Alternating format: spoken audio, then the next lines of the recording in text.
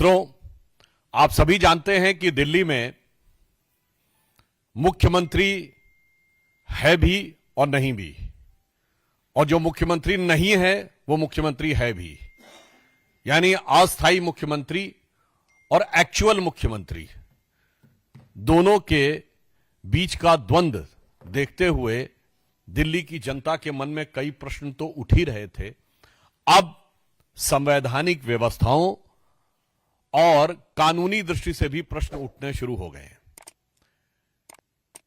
दिल्ली के so called actual मुख्यमंत्री, जो वास्तविक अर्थों में फेटल मुख्यमंत्री साबित हुए हैं, जो नित्य प्रति कार्य करने की बजाय उठकर एक सवाल पूछने लगते हैं, जबकि वो भारत के इतिहास की सबसे शक्तिशाली, संख्या की दृष्टि से सबसे शक्तिशाली सरकार उनके पास है, उसके बाद भी वो सवाल पूछते हैं। मगर आज कुछ बहुत गंभीर प्रश्न इस विषय के ऊपर उठकर खड़े हुए हैं कि जो सीएजी रिपोर्ट्स थी, आपको पता है कि सरकार के आर्थिक आय व्यय का मूल्यांकन CAG, comptroller and auditor general के द्वारा किया जाता है, राज्यों में भी और केंद्र में भी।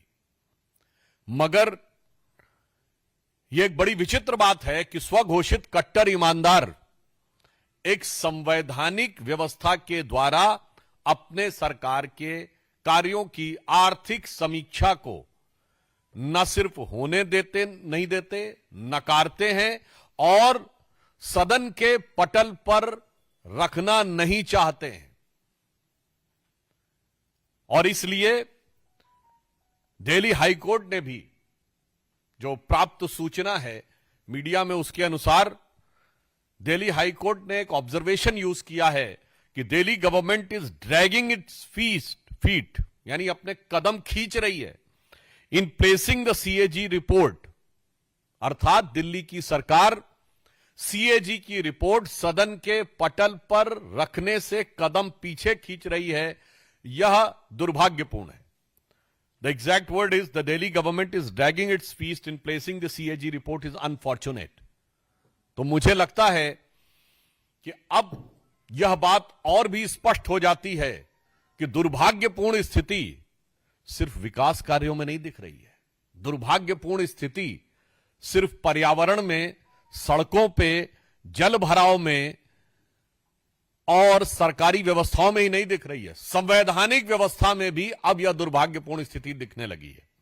इससे पूर्व करीब अक्टूबर के महीने से लेकर आज तक तकरीबन 1 दर्जन सीएजी की रिपोर्ट्स हैं, जो आर्थिक समीक्षा की रिपोर्ट्स हैं दिल्ली सरकार की, जिसे कि दिल्ली के विधानसभा के पटल पर नहीं रखा गया है, जिसको लेकर प्रश्न पूछे गए हैं और न्यायालय के द्वारा भी यह प्रश्न उठाए गए हैं।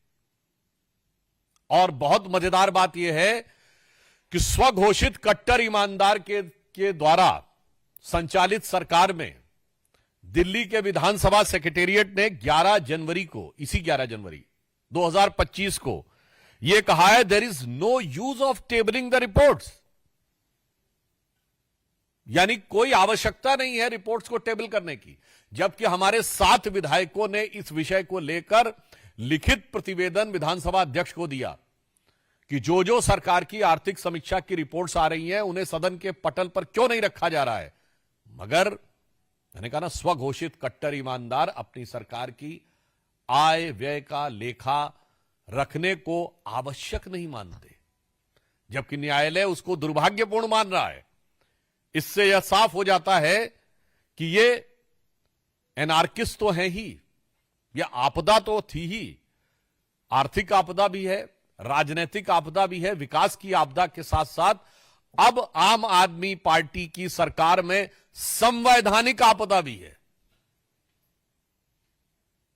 Their anarchist character is now pervading in the constitutional institution and constitutional procedures which are very much required for proper functioning of a government. आप स्वयं सोचिए, यदि सरकार की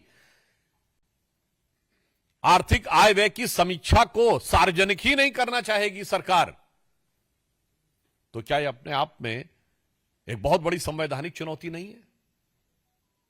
और मजे की बात यह है कि जो अपनी सीएजी रिपोर्ट सदन के पटल पे नहीं रखते, वो हर बात पे आके सवाल पूछते हैं। सरकार आपकी है, मुख्यमंत्री आपकी हैं। वैसे तो मेरे विचार से अस्थाई मुख्यमंत्री नहीं, सरकार ही अस्थाई है, जो कि अब चंद दिनों की मेहमान है। परंतु उसके बाद आप आकर सवाल नहीं पूछते, सवाल ही पूछते रहते हैं, जवाब नहीं देते।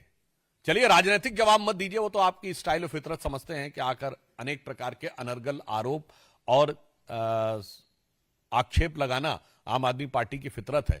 परंतु मैं आपसे कहना चाहता हूं, जो आपकी संवैधानिक अपरिहार्यता है, जो आपका संवैधानिक कर्तव्य है, उसका आप जवाब देने से कब तक बचने का प्रयास करते रहेंगे, यह मैं केजरीवाल जी से पूछना चाहता हूं। और मुझे लगता है कि यह संगति का असर भी हो सकता है। जैसे जब से ये लोग कांग्रेस के साथ गए थे, तो भले ही साथ में गए, अलग हो गए, मगर वायरस तो साथ में लेके आ ही गए। तब ये लोग आरोप लगाते थे ना कि कांग्रेस में पीएम तो है पर एक सुपर पीएम भी है। तो आज वही रोग इनके अंदर आ गया, एक सीएम तो है, एक सुपर सीएम भी है। तो जैसे डॉक्टर मनमोहन सिंह ने कभी सदन के पटल पे बोला था, जब उनसे जवाब पूछे जाते थे कि 100 जवाबों से अच्छी है मेरी ये खामोशी, जिसने न जाने कितने सवालों की आबरू रख ली। मगर ये तो खामोश रहने वाले हैं ही नहीं, ये तो हल्ला मचाने वाले हैं। तो मुझे लगता है कि आज केजरीवाल जी जो करने का प्रयास कर रहे हैं, वो शायद ये कहने का प्रयास कर रहे हैं कि 100 जवाबों से अच्छा है मेरा ये बवाल। जो रोज आकर कुछ ना कुछ बोलना शुरू कर देते हैं, 100 जवाबों से अच्छा है मेरा ये बवाल, ताकि आर्थिक घोटाले के हर पहलू से बचते रहें केजरीवाल। तो इसलिए हम उनसे साफ साफ पूछना चाहते हैं कि आम आदमी पार्टी जवाब दे कि उसने अनेकानेक सीएजी की रिपोर्ट्स क्यों नहीं सदन के पटल पर रखी हैं, और यदि उनके सेक्रेटेरिएट ने लिख के दिया है कि it is of no use, तो कृपया वह आके साफ स्पष्ट करें कि संवैधानिक अपरिहार्यता को पूरा करने न के पीछे नो यूज कहना, उसकी उपयोगिता न कहना कि आपने को संविधान से ऊपर समझना है या नहीं। आप सीएम से ऊपर तो अपने को समझ रहे हैं, ये समझ सकते हैं, पर अब लग रहा है आप अपने को संविधान से भी ऊपर समझ रहे हैं। धन्यवाद। Subscribe to Midday India. Get direct notifications on all our videos by clicking on the bell icon.